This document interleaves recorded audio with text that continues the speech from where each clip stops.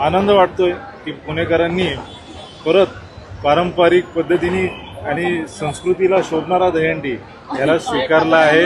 आणि नक्कीच तुम्ही पाहिला आज दुपारी 3:30 पासून आतापर्यंत पुणेकरांनी खूपच जल्लोषात या दहीहंडीचा आनंद घेतला आहे। आणि तेवढेच ताकदीने आणि जल्लोषात ढोल ताशा पथक असतील, महाकाल असेल किंवा वर्लीचा बँजो असेल किंवा प्रभात बँड असेल, तेवढ्याच जल्लोषात त्यांनी पण वादन केलं।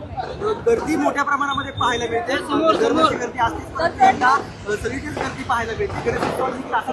मिळेल अशी अपेक्षा 100% कोविडच्या काळानंतर गणेश उत्सव मध्ये पण खूपच गर्दी वाढली आहे। जी आपण नेहमी विचार करतो की घरातले गणपती विसर्जित झाल्यावर गर्दी वाढतं, तसं झालं नाही।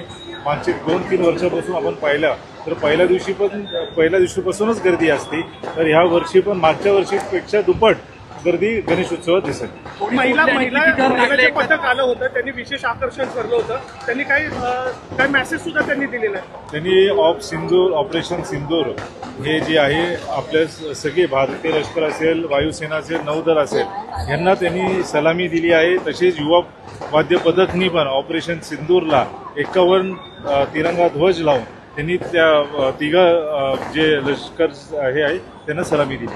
दहीहंडी कोणी कुठल्या पथकाने फोडली? दहीहंडी राधाकृष्ण गोविंद पथकनी फोडली आहे। त्यांनी 7 थर लावून ही दहीहंडी फोडली।